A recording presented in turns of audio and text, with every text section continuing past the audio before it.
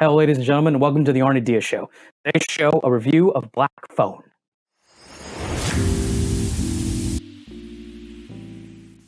Black Phone was directed by Scott Derrickson, formerly of the original Doctor Strange movie and of Sinister, which many people believe is one of the finest horror movies released in the last 10 years. Black Phone is about a community that is being terrorized by kidnapping of young children. And in the plot, we follow Finney, who does not have a really good home life, but does have a strong relationship with his sister. Finney is played by new young actor Mason Thames, and his sister is played by Magdalene McGraw. And in the plot, Finney gets captured and we follow him through the entire harrowing experience. I have to say, this movie really surprised me. It is apparently doing really well in theaters, so I shouldn't be surprised. But going in to watch this, I didn't know what to expect. I watched the trailers, but I really didn't pay attention to much of the plot or anything that was going on. I just knew that it was a horror movie that had Ethan Hawke as the main villain, and I was interested in that very much. I really like Ethan Hawke, and I think he's really having a kind of a moment right now. He's really good in the Moon Knight TV show on Disney+. You should check it out if you haven't.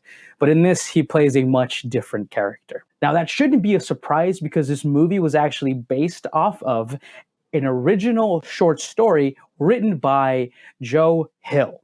If you don't know that name, Joe Hill is an author who is also the son of Stephen King. And there really is a lot of Stephen King influence in this movie. This movie is about kids.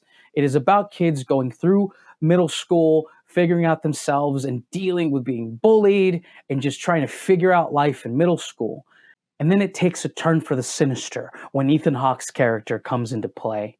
And in that situation, I don't want to give too much away. There is introduced supernatural elements to the story that I think really work really well and are done in an inventive way that I've never really seen before. And the character development that we see through Finney is very strong and truly earned towards the end of the movie.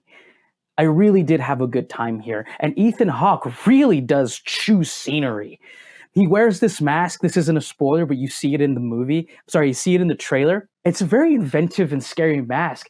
And there's a thing where you don't see his face completely throughout the movie, but there's a part of the mask that looks like a mouth.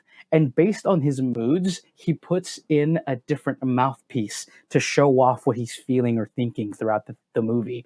And I thought that was just a really well executed plot device for the movie. Scott Derrickson really does a lot with a little here. This is a Blumhouse movie, so Blumhouse movies have kind of made a reputation of doing a lot of movie with very little budget. That's how they make their really good money, and it really does speak, and you can really see that here.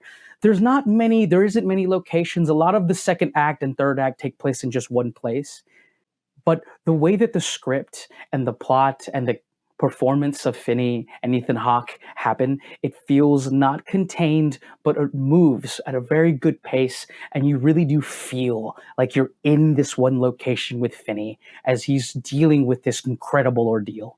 There are jump scares, but not many. It's really more thriller than horror movie, but there are some very interesting supernatural elements that are sprinkled throughout that push the story along that I think are just really fun and inventive. I give Black Phone a very, very, very solid 8 out of 10.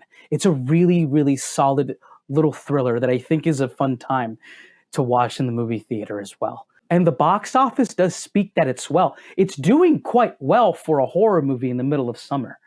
And I'm happy for that because it really is good, and I had a lot of fun with it as well.